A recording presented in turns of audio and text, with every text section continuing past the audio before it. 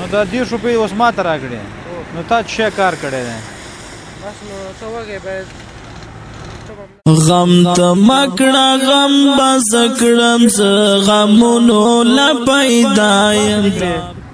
بیخي نشته بیخي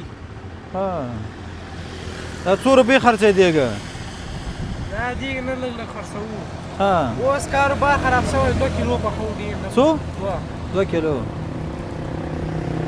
څه کاروبار وکړو موږ هم کاروبار درک ورک دی څه شی نه موږ په کار مشوره مې درنه اخیستله اوس راغلم چې هغه ته ووایم خیر ته دې زه خیر دې سره یې وړلم پوه شو کارتنونه پیاده روان وم داسې یې کړم تباه یې کړم دغه لرګي مرګي مې میده کړم پوه شوې 100 روپۍ به دا من میدوي من خو من نه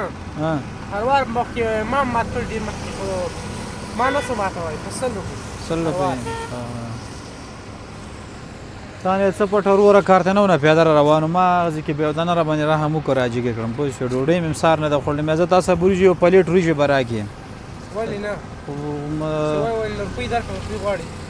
روپۍ غواړې داسې وږی یم بیا دره سهار چای مې نه څښلی غرمې مې نه ده خوړلې اوس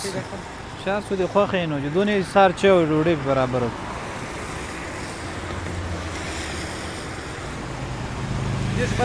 نو دا 10 روپۍ اوس ما ته راکړې نو تا څه کار کړی دی بس نو ته وږی باید ته به مرسته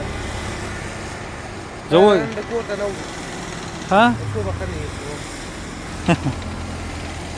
والله چې منم دی یاره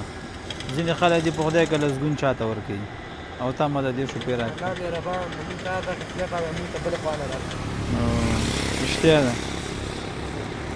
بس دغه مجبوریت هم بد شي ښه ښه ځوانان یې مجبوره یې پوه شوې او بس لاس یې بند شي بیا به څه کوي بس بعضې کار کوي بعضې سوال کوي موږ نه ښه ځوانان خو موږ خپله همت کوو همت کوي که نه موږ هم سوال نه کوو دا اوس مثال انسان خبر نه ده نو که نه ته وږی ولاسې وریجې به 100 روپۍ خوړې درکولی دي زه زنده باد الله دې خوشحال لره ودان اوسې نو هغه د ولې نور څوک کار نه کوي چې ته کار کوې نور چې مشر ورور همدغه لږ معیوبه ده ها پلار دې پلار هم داسې کار نشته ده سپین ږیری به یې ته نه ته کار کوې کور به هم کرایي که خپل دی موږ هم کور کرایي دی کرایي دی ته پورې 100 روپۍ کار کوې والله دا 2 کیلو وریجې پخو اوس خو داسې خاص نه خرڅېږي روزه ما روانه شی نشته روژې ته به دې ښه ډېره سودا مې اخیستي والله کې بیخي هېڅ شی څه وایې نه دې اخیستي شی نه روزې کې به خرڅوو ما هم هېڅ شی نه دی اخیستي منچې به خرڅوو که نه به خرڅېدې نه اوس سودا دې بیخي نه دی اخیستې نه نشته کار نشته پیسې نشته څه وایې والا مجبوریت ده نو مجبوریت بد شی دی پوه شولې نو توکل په الله نو زه دا 10 روپۍ به زه شی وخورم پې تا ته به ډېره دعا وکړم الله دې به صدقه قبول او منظوره کړه زړه کې دې څه ونه ګرځي دا دې راکړلې ولا چې په خدای او که داسې څوک پیدا شي چې مثال خبره درته چې روژې سودا دې واخله